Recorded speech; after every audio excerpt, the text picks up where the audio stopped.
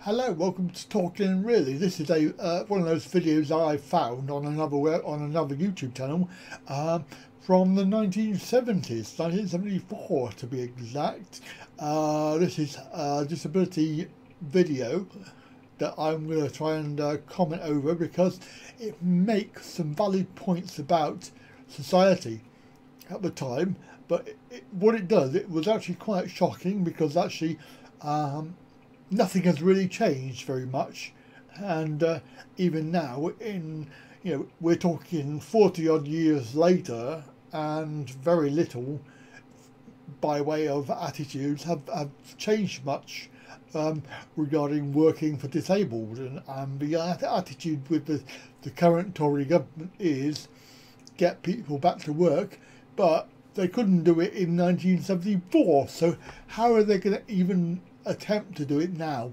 So the whole thing with benefits and the cutting of benefits and the sanctions of benefits for disabled people, when there's clearly a history there, 40 plus years, when they couldn't even do it right back then. So how are they going to do it now? And all of this benefit cutting is just vindictive and nasty, and in my opinion, achieves nothing. As you'll see from this video, it is quite interesting, an eye-opener. So let's watch this video. This is a film about the physically handicapped. Right, so this is a film about us. Start of the film. A group of people who, if society were honest with itself, would probably say are more of an embarrassment than anything else. Yeah. For we reflect a peculiar kind of hypocrisy. While everyone seems quite prepared to accept us when we are children, once we grow up, they seem totally unprepared to accept the possibility that we might have the same aspirations as everyone else. This film is about one of the most important of those aspirations, the right to work. The terminology there is spastics. Well, they've tried to get out of work, out of employment, but they can't get it. They just don't want to know. They just don't want to take you on.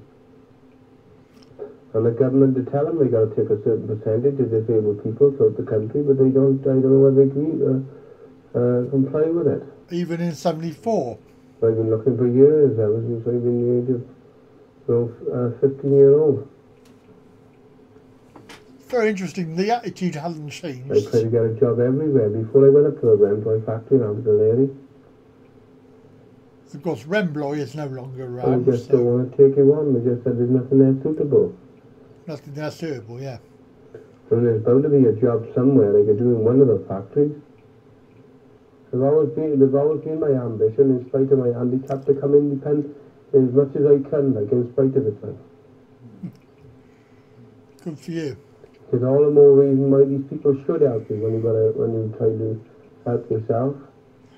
Be interested to know what he's doing now. If he's like 40 that, years on, if he was 25 then, he'd be 70 odd now. So it's very interesting to find out what these people are doing now. To get up that time, and then I get tired when I get home. It's a long day. Yeah.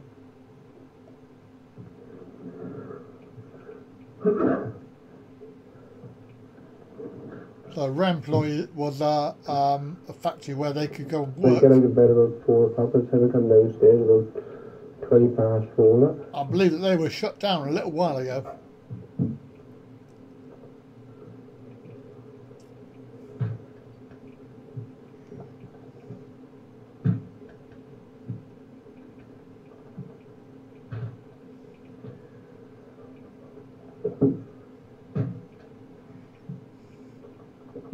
So this video is quite long, but it does deal with some very topics that are very relevant to these days. Come in here and lift my shoes up and go back up there, and I have a shave and a wash and that, and get ready for work, get dressed.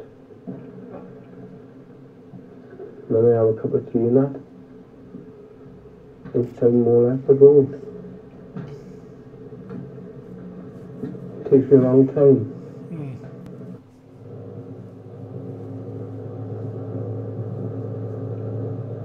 You need to leave about 7 o'clock to get up there, between 7 and 10 past, because it's a long way. There's cars, disability cars. Especially if the roads are bad. You get a lorry overtaking, you want a bus overtaking, you want a coach or anything. Any eyes ran, they'd have blown them as they'd overtaken them. That's South Wales by the look of it. They're only fiberglass, they are. Yeah, Fiberglass body. they were not very safe. There's no weight in them at all. No, they were very sort heavy, of... but it still don't keep it down on the road.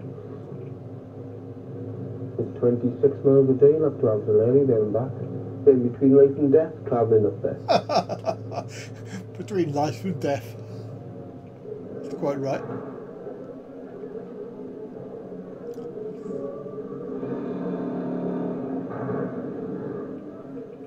Well, they make duffel bags, shopping bags, any type of bags they get, like, you know. They do a lot of army work there. You can see they do army work. Yeah. Oh, it's good quality employee work. It's good work too, man. They really work really hard up there. What a hard job, well, I got turning them duffel bags.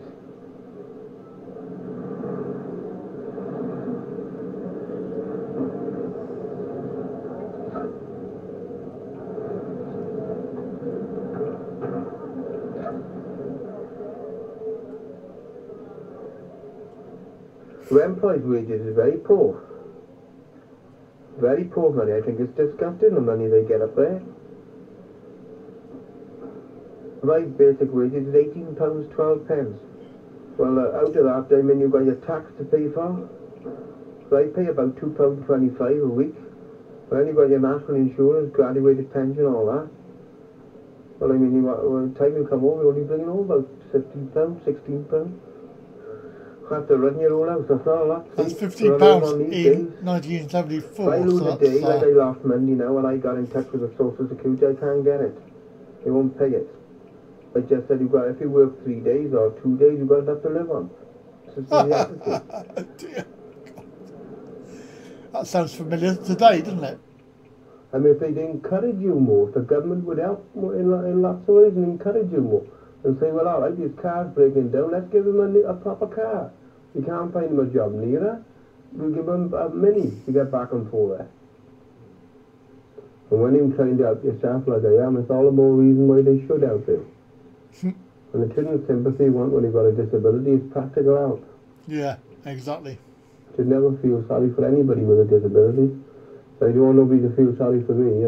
It's help I want. And the government ought to be able to help in every way they can. If they had more factories and more sheltered workshops. 40 years on and it's the same. Oh my God. It'd make life a lot more easier. Instead of that, they make life harder. Yeah, exactly. Everything is arranged against employing handicapped people. Oh God. No, He's on the handicap thing. encouraged to take them under their wing. So it's a work centre, like a It's very employee. difficult, to discuss something which is It looks like Abraham one Lincoln. knows in your heart really that people are really doing their best and won't do any better until they are forced to it. At the moment we think because we offer them 2 hours a week or 2 hours each morning a week. And some local authorities are offering the minimum they can offer by law. They think because they're doing their best, that's all that can be done. Yeah. The fact is that we just don't scratch the surface.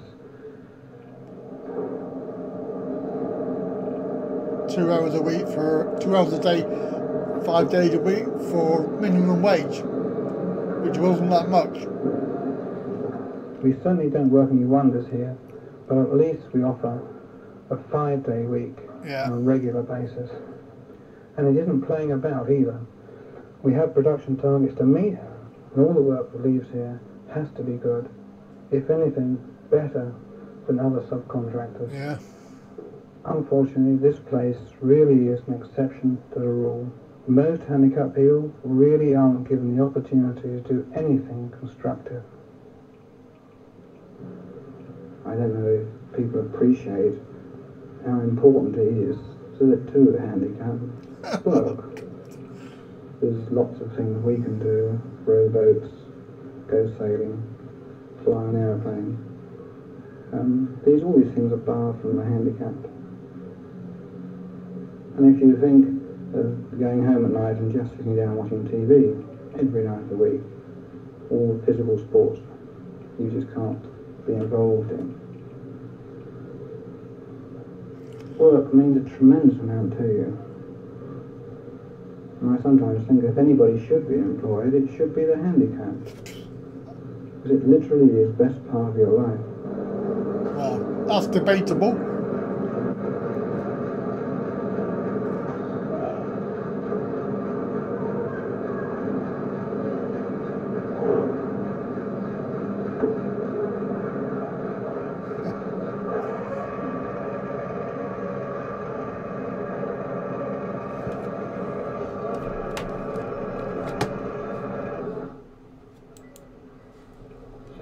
You see, the fact is that almost all the people we have here simply wouldn't be offered anything else. I don't know if that chap in Wales knows how lucky he is, because Remploy aren't interested in heavily handicapped people. And for most of the people here, Remploy is out. Yeah. They don't really want people who are handicapped. They'll take people that have fits, this type, but those people are 100%, 95% of the time. You can't really call them handicapped. They're handicapped whilst they're having a fit. They're handicapped in as far as to barred from having a car. But when they're sitting down working, they're as good as your eye. And these are the people that Remploy are employing.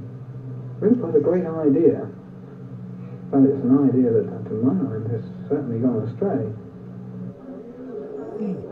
Interesting thoughts about Remploy. Go to your local Remploy, walk around and see how many wheelchairs you can see. See, Remploy is set up, they decide their production, and then they take people to keep up the production. So, really, you ought to lower your production and take on more severely handicapped people. You got a point, you got a point. The whole idea, the concept of Remploy to employ these people coming back from the war disabled. But now it has got completely disorientated. They pick and choose. You'll soon be getting through to them and they'll say, but we can't take him because he's handicapped. You'd think that industry would be the place that would provide most of the employment prospects for the handicapped. But there isn't any encouragement from the government for them to do much about it. Oh, surprise, Disablement surprise. settlement officers are supposed to place handicapped people in open industry. Yeah. But if a firm says it's impossible without workspace or machinery being adapted, what can he say? Yeah. The money for these kinds of adaptations has got to come from somewhere. In our society, firms are out to make a profit. Therefore, there's no incentive at all for them to subsidise what should be a function of society through the government. You look round your own office or factory, how many disabled people do you see? And that was the point of access to work, which they've stopped. I'm one of the few lucky ones. At least I got a job in the outside world. How do you get on with that letter, John? Too bad, actually. I'm not quite sure what I'm doing. Yeah, on this is Check the service number. Go down to the files down at the end and check the cargo manifest. And if it's on there, but you can't find it on our bills anywhere, then you'll know that we've got a document missing and you'll have to chase for it. The first few years at work, it was a growing up process as far as I was concerned, because I think when I left school, I think that being at a special school with so few contacts with outside people, Exactly. You're about 2 or 3 years behind in maturity as far as anybody else is concerned. Yeah. And yet at the same time, I was a sort of prisoner on two fronts. One, mobility, and two, ignorance of what possibilities were. And I think that the ignorance of the alternatives was, caused by the immaturity. Yeah. I agree was with also that. at this time using my own transport to and from work, which was an electric invalid carriage, which is a sort of almost one of the most ghastly machines invented on the one hand, because of the fact that it isolates people so much. Yeah. Anyway, after a couple of years of saving up, I managed to change that and bought an automatic Mini. This meant basically that I was able to extricate myself from the incredibly tight rein of existence that I'd been living, not going out at all in the evenings, but principally because the bloody electric invalid carriage needed recharging every night after the journey to and from work. I think it's something to remember that it was only because I was in open employment, earning the kind of money that made it possible for me to buy a car. God knows what would have happened if I hadn't have been able to afford the Mini. I think I would certainly have found myself at home every night of the week, watching television perhaps. Probably someone would have found me something useful to do, like making a mosaic tile ashtray or weaving a scarf during the summer. weaving a scarf. Like basket weaving, I gather, for basket weaving. people. Oh, I love that. That I can just see myself doing that. I've been stuck with that bloody invalid carriage, frankly.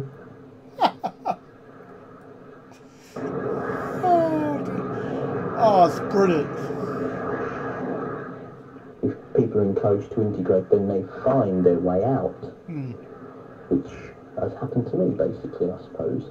Two things. One, the influence of employment and meeting, you know, inverted commas, normal people at work, and two, becoming far more mobile by my own car, which has allowed me to develop more social and of course the contacts. government are taking the cars away. But I think that there are a lot of people in day centres who shouldn't be there, and who wouldn't be there if they'd had the right opportunities at the right time and had been given the right background. I think that they've just been swept away, and I don't think you can blame the employers, because there's no incentive really for them to take on disabled people unless, you know, they can obviously do a job as well as anybody else, and they're not going to pose any particular problems.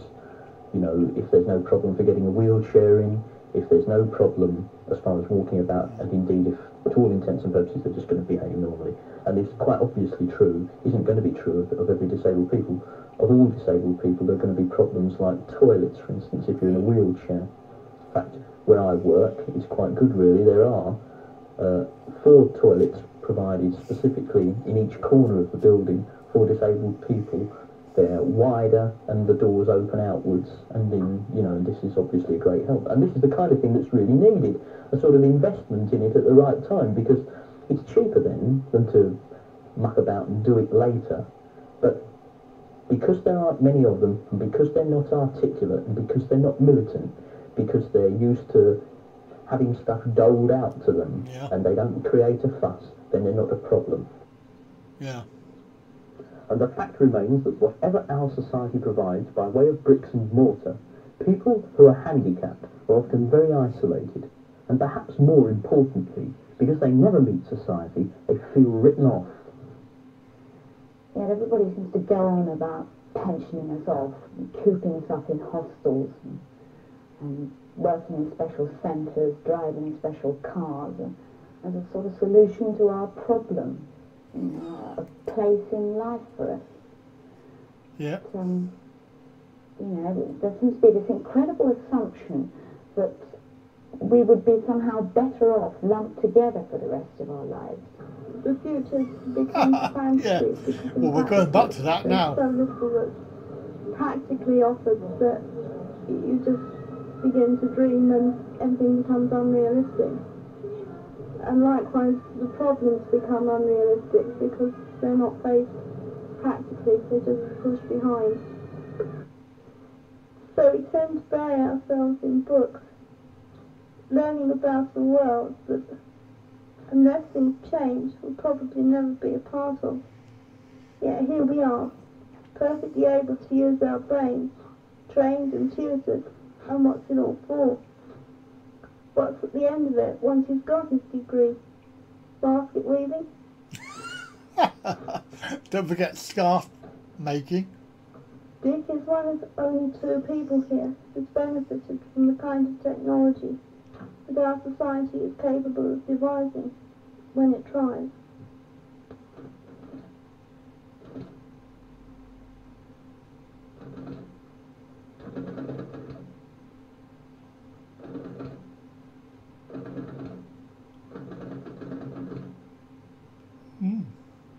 Remember, the possum is you actually use it to blow into, and there's a keyboard thing that you select the words and letters.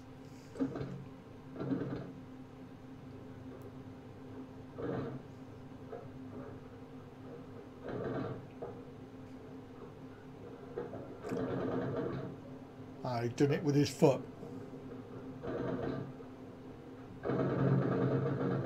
Yeah. You can do it with your air as well, so you can blow into it.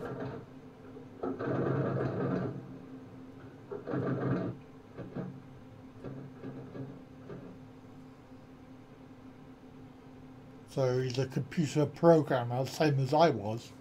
That was my first job.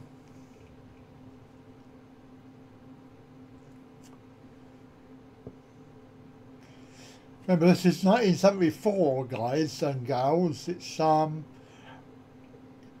brings back so many memories of a long time ago, but it's so relevant to now.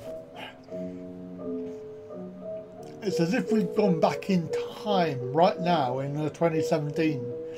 We've gone back to this time.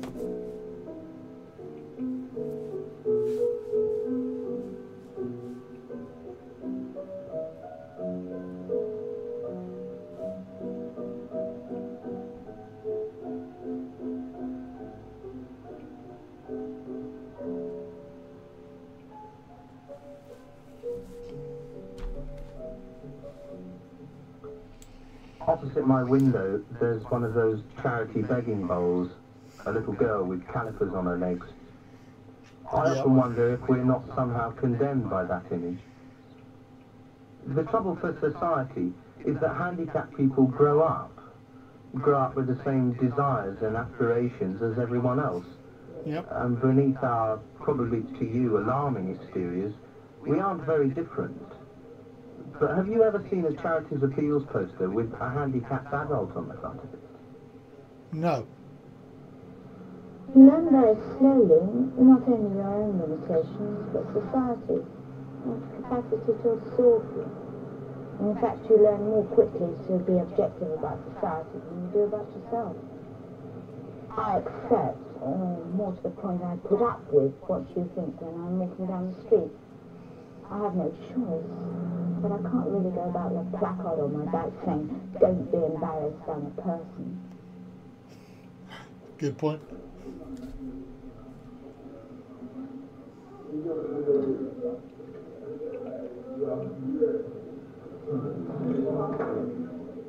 You can spoon-feed a handicapped child and teach it to walk, yes. But spoon-feed a computer programmer? It's as if, as we grow up, the contradictions become too great for society to cope with. This image or this one somehow don't fit society's concept of what handicapped people ought to be doing. It often seems that we are still seen as objects that need to be occupied, and not as people who might just possibly want to do a job of work which has some dignity and purpose. Yep, good point. It can't be beyond the capacity of society to absorb us. So there must be countless firms and processes and means by which, with a little bit of imagination on the part of the employer and will, we can be absorbed into the mainstream of life. But somehow these arguments seem irrelevant to the handicapped, because without the desire of society to make a real effort to accept us as normal fellow human beings and not merely as an embarrassment, any progress seems doomed. Yep. So, if you can't guarantee acceptance by society, at least society should start to formulate a really imaginative policy to help the handicapped towards the first rung of social acceptance, a job in the outside world. Incentives must be created for industry to employ the handicapped, because at present it's not only social stigma that denies the handicapped the possibility of employment, 3,000 but per simple year. things like a ramp here or a handrail there. And unless employers make the effort to create an environment in which people of varying ability can function at their maximum level, the handicapped won't get a look in. Wow. And it isn't simply a question of creating an environment solely for the handicapped. Thousands of people every year, either through age, accident or illness, suffer impairments which affect their ability to work. Do they have to be chucked on the junk heap too? Simply because some employer is too short-sighted to spend a little money and put people first? Yeah, good point. Very good point.